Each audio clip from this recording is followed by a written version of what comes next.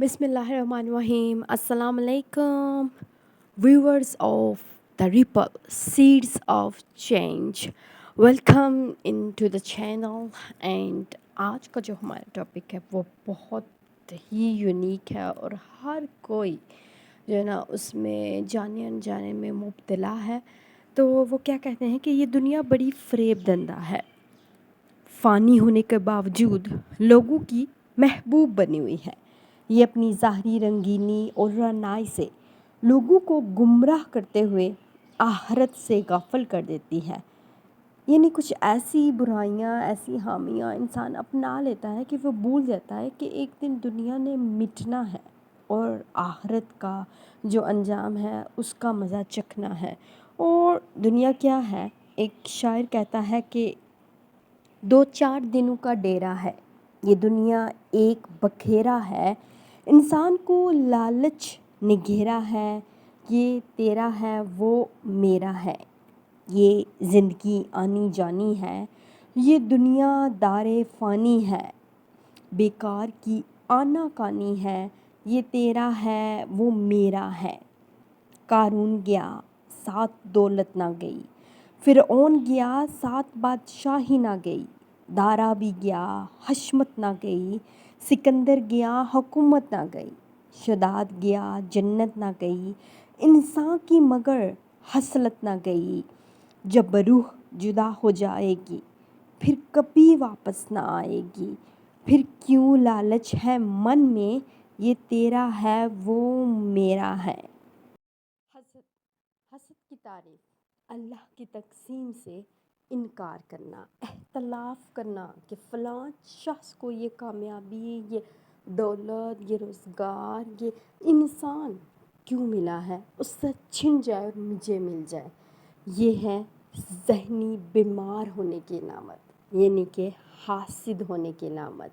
एक English coat है ना, jealousy is a mental cancer, कि जेलसी, हसद जो है वो आपको इस तरह खाता है जैसे कैंसर आपको खा रहा होता है, आपके दिमाग को। सो they are not jealous of what you have, they are jealous of what they can't have. वो इस बात से बिल्कुल भी हसद नहीं करते कि आपके पास क्यों है, उन्हें ज़्यादा गम इस बात का होता है कि उनके पास क्यों नहीं है। और एक और कोट है ना, I don't give any reason for any one two hate me, they create their own little drama out of jealousy. कि हम नहीं किसी को कोई भी रीज़न मौका दे रहे होते कि कोई हमसे कुछ कहे, बल्कि वो खुद उनके दिमाग में एक खुद ही ड्रामे चल रहे होते हैं। एंड ऐसे लोगों से क्या कहते हैं कि never hate jealous people, they are jealous because they think you are better than them। कि जो खुद ही जल रहे हैं कि ये इंसान तो मुझसे बेहतर है, तो आपको उससे नफ़रत तो नहीं करनी चाहिए। और एक और इंग्लिश कोट है कि My mom once told me it's dangerous to have jealous people around you. They look at you as a competitor while you look at them as a family or friend. हासदीन की एक खूबी ये भी होती है कि वो बिल्कुल ज़ाहिर नहीं करते कि वो अंदर से जल रहे हैं, बुझ रहे हैं आपकी खुशी पे या कामयाबी पे, वो एक्सप्रेस ही नहीं करते। लेकिन आप उनको अपना दोस्त, अपना हमदर्द, अपना ख़ानदान का हिस्सा समझ रहे होते हैं, लेकिन दर हकीकत वो हासद होते हैं। सो ऐसे लोगों से पनाह मांगनी चाहिए। कुरान पाक की आयत, सूरह नास, फलक, इन्हीं लोगों, इन्हीं जैसी फितरत रखने वाले लोगों की जैसे अल्लाह पाक ने नाज़िल की थी ताकि इनको पढ़ा जाए, और ऐसे लोगों के शर से महफूज अल्लाह हमें रखने वाला है। हमारे बस में नहीं है कि हम ऐसे लोगों से बच सकें। हाँ, एहतियात या बंदा मोहतात हो सकता है, लेकिन उनसे, ऐसे लोगों की शर से हिफाजत अल्लाह ही बेहतर तौर पर कर सकता है। वो कहते हैं ना, don't worry about the people who are not happy for you, they probably are not happy for themselves either. कि आप लोगों को ज़रूरत नहीं है कि आप फ़िक्र करें कि ये हमसे खुश नहीं है, ये असल में शायद खुद से भी खुश नहीं होती। और जो खुद से भी खुश ना हो वो कितना ख़तरनाक हो सकता है। جسے معلوم ہی نہیں خوشی، سکون کیا دولت ہے، وہ کسی دوسرے کی خوشی یا سکون کے لیے کیا کچھ نہیں کر سکتا اس کی برباد کرنے میں، اس کو برباد کرے، اس کی خوشیاں ختم کرنے کے لیے۔ تو ایسے لوگوں سے پناہ مانگنی چاہیے۔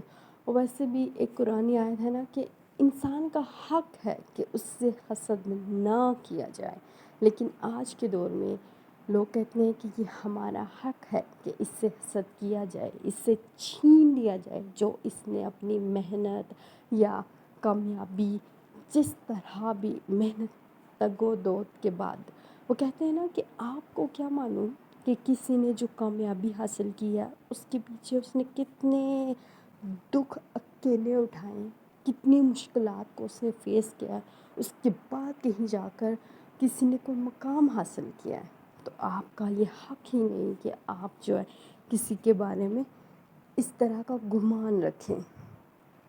ایک اور حدیث ہے کہ حضرت زبیر رضی اللہ تعالیٰ عنہ نے کہا، حضور پاک صلی اللہ علیہ وسلم نے فرمایا کہ اگلی امتوں کی بیماری تمہاری طرف بھی آ گئی، وہ بیماری حسد اور بغض ہے جو مونڈنے والی ہے۔ میرا یہ مطلب نہیں کہ وہ بال مونڈتی ہے، بلکہ وہ دین کو مونڈتی ہے۔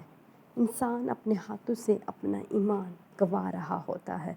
اور ایک اور روایت ہے، حضرت ابو ہریرہ رضی اللہ تعالیٰ عنہ سے روایت ہے کہ نبی پاک صلی اللہ علیہ وسلم نے فرمایا، حسد سے اپنے آپ کو بچاؤ، اس لیے کہ حسد نیکیوں کو اس طرح کھا جاتا ہے جس طرح آگ لکڑی کو۔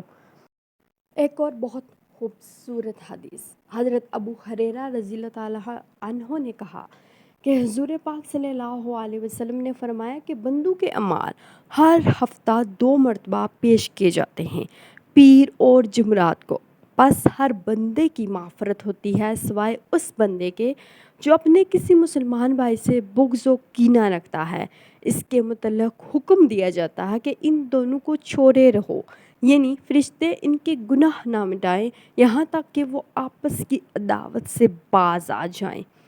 یہ مسلم شریف کی حدیث ہے۔ اور ایک اور حدیث ہے جس میں حضرت ابو ہریرہ رضی اللہ تعالیٰ عنہ نے کہا کہ حضور پاک صلی اللہ علیہ وسلم نے فرمایا، کسی مسلمان کو جائز نہیں کہ وہ 3 دن سے زیادہ کسی مسلمان کو عداوتاً چھوڑ رکھے۔ اگر 3 دن گزر جائے تو اس کو چاہیے کہ اپنے بھائی سے مل کر سلام کرے، اگر وہ سلام کا جواب دے دے تو صلح کے ثواب میں دونوں شریک ہیں، اور اگر سلام کا جواب نہ دے تو جواب نہ دینے والا گناہ گار ہوا، اور سلام کرنے والا ترک تعلقات کے گناہ سے بری ہو گیا۔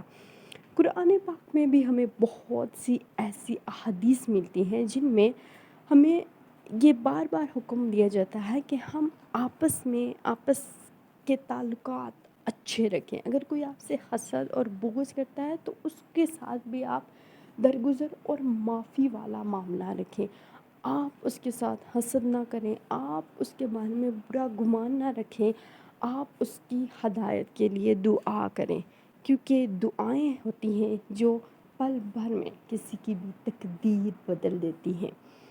اور تقدیر بدلنے کے لیے بہت زیادہ ضروری ہوتا ہے کہ آپ ثابت قدم رہیں۔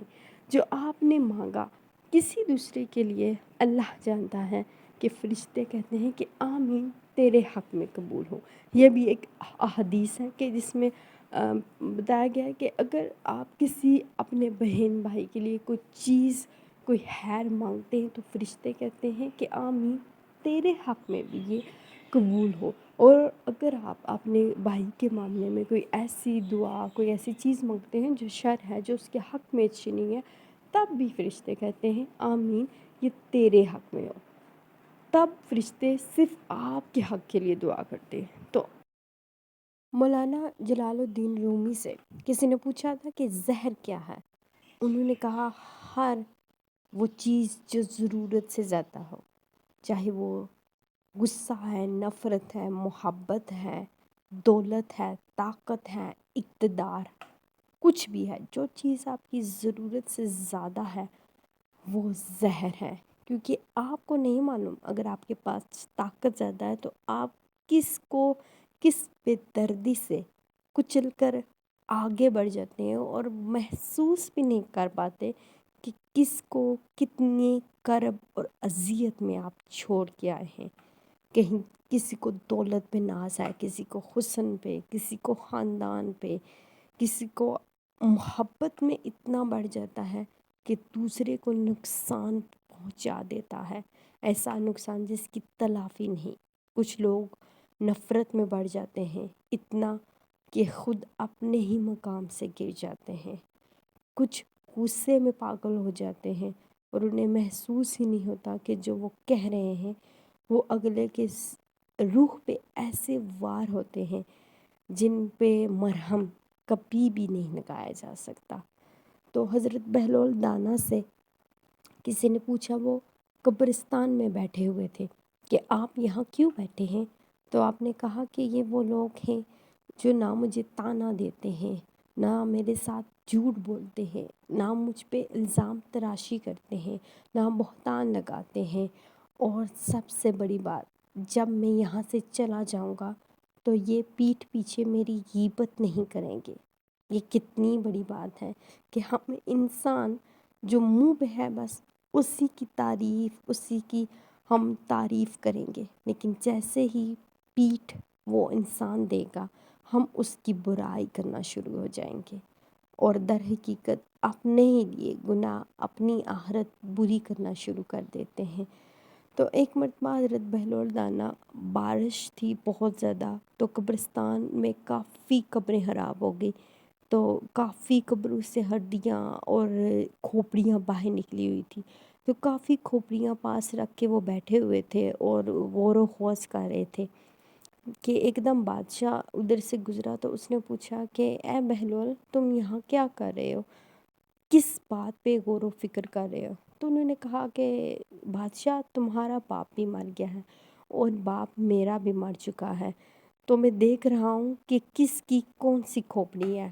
تو بادشاہ بہت حیران ہوا، وہ کہنے لگا، کیا مرنے کے بعد بھی امیر، غریب، بادشاہ اور فقیر کی جو کھوپڑیاں ہیں ان میں کچھ ایسی شناخت ہے کہ پتہ چل سکے یہ امیر ہے، یہ غریب ہے، یہ بادشاہ ہے، یہ فقیر ہے؟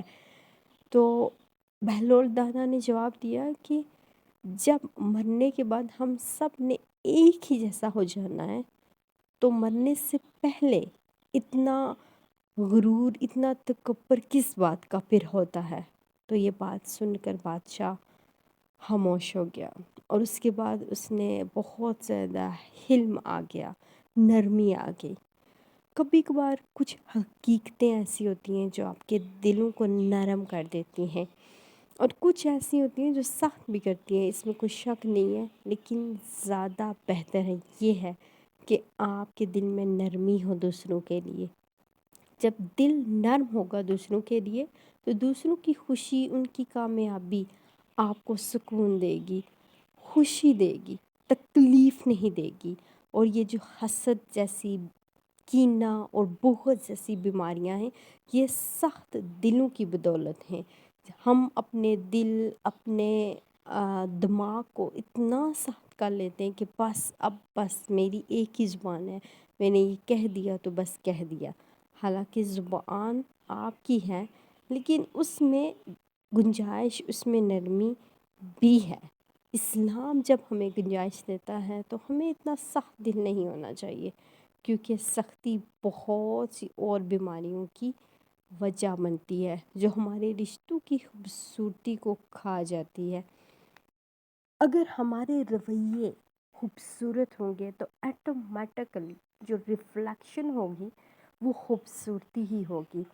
بعض اوقات ہمارے بچے اتنے برے نہیں ہوتے جتنی ہماری اپنی نیگیٹیوٹی، ہماری سوچ ان پہ اثر ڈال دیتی ہے۔ اگر کسی کے خاندان میں کسی کے بچے کو اچھا رشتہ ملا ہے، یا اچھی جاب ملی ہے، یا اچھا کوئی روزگار اس کا ہو گیا ہے، یا اچھا کاروبار اچھے طریقے سے چل گیا ہے، تو ہم کہتے ہیں کہ ہاں جی فلاں نے تو دیکھو اتنا اچھا اسے ملا ہے، لائف پارٹنر یا کچھ بھی، تمہیں تو نہیں ملے گا، تم تو اس جیسے ہو ہی نہیں۔ اس کے اندر ہم نفرت کا وہ بیج بو دیتے ہیں جو حسد کی صورت میں ہمارے سامنے آتا ہے۔ وہ پھر شاید مینٹلی اس طرح کا ہو جاتا ہے اس کی سوچ کہ اگر مجھے نہیں ملا تو اس سے کیوں ملا، اس کے پاس سے بھی چھن جانا چاہیے تو ہی معاملہ صحیح ہوگا۔ تو جب بھی کسی کو کچھ بھی اچھا ملے یا آپ اپنے بچوں کے ساتھ شیئر کر رہے ہوں کسی کی اچھی جاب، رشتہ یا کچھ بھی، تو آپ ہمیشہ اللہ سے دعا کریں کہ اللہ پاک میری اولاد کے حق میں بھی بہتر کرے۔ یہ رشک ہے، یہ کرنا جائز ہے۔ کسی کو اچھا رشتہ ملا ہے تو ہم کہہ سکتے ہیں الحمدللہ، اللہ کرے ہماری بیٹی یا ہمارے بیٹے کا بھی نصیب اتنا ہی اچھا ہو۔ یہ رشک ہے، یہ کرنا جائز ہے۔ لیکن کسی کو یہ کہنا کہ فلاں کا رشتہ ٹوٹ جائے، وہاں سے ختم ہو کے ہماری بیٹی ہمارے بیٹے کو مل جائے، یہ حسد ہے، اور یہ یقینی طور پر بہت برا فعل ہے، اور اس سے ہی معاشرے تباہ ہوتے ہیں۔ چھوٹی چھوٹی ہماری سوچیں، چھوٹے چھوٹے بیج ہیں، جب ہم انہیں مثبت رویوں کے ساتھ بوئیں گے تو اس کا پھل یقینی طور پر رشک کی صورت میں آئے گا۔ لیکن اگر ہم اپنے بیج منفی بوئیں گے تو وہ پھر حسد کی صورت میں ہمارے سامنے آئے گا، اور نہ صرف ہمارے بلکہ اس طرح کئی نسلیں تباہ ہو جاتی ہیں۔ حسد ایک ایسی بیماری ہے جس کا علاج بھی کوئی نہیں، کیونکہ جو انسان ذہنی طور پر بیمار ہے، مریض ہے، وہ یہ تسلیم ہی نہیں کرتا۔ وہ تو کہتا ہے کہ یہ تو میرا انداز ہے، میں تو اپنا پوائنٹ آف ویو بتا رہا ہوں جی، یہ تو فلاں میں خامی ہے، آپ کو نظر نہیں آ رہی۔ وہ اس کے پاس 100 دلیلیں، 100 بہانے ہوتے ہیں اپنے آپ کو جسٹیفائڈ کرنے کے لیے۔ تو بہتر یہ ہے کہ اس سے پہلے کہ دیر ہو جائے، ہم اپنے بچوں میں نیگیٹیوٹی کو جس حد تک کم کر سکتے ہیں کم کریں، اور پازیٹیوٹی ان کے اندر لے کے آئیں کہ اگر کسی نے کوئی چیز کسی مقام سے حاصل کی ہے تو پھر ہمیں اس کا وہ بیک گراؤنڈ بھی اپنے بچے کو بتانا چاہیے کہ فلاں کو یہ مقام، یہ مرتبہ یا یہ رشتہ، یہ جو کچھ بھی شامل ہے، اس کے پیچھے اس نے سٹرگل کتنی کی ہے، اور سٹرگل کے ساتھ ساتھ ثابت قدمی کے ساتھ اس کام میں لگے رہنا، یہ بہت بڑا کمال ہوتا ہے۔ اور جو لوگ ایسا کمال کرتے ہیں پھر اللہ ان کو معجزے کی صورت میں اللہ پاک کامیابی عطا فرماتا ہے۔ تو اللہ سب کو ہدایت دے، نہ صرف مجھے، آپ کو، ہم سب کو، اور ہم سب کو ایسے سیڈز جو کہ چینج، تبدیلی لائیں، ایسے بیج ہم سب بنے جو کسی کے لیے سایہ ضرور ہوں۔ کوئی ایسا درخت نہ بنے جو کانٹے ہوں، جو کسی کی زندگی کو، کسی کی نسل کو کھا جائے، بلکہ ایک ایسا درخت بن جائے جو خود جلے مگر چھاؤں دوسروں کو دے۔ اس خوبصورت سوچ کے ساتھ چاہوں گی اجازت۔ اللہ حافظ۔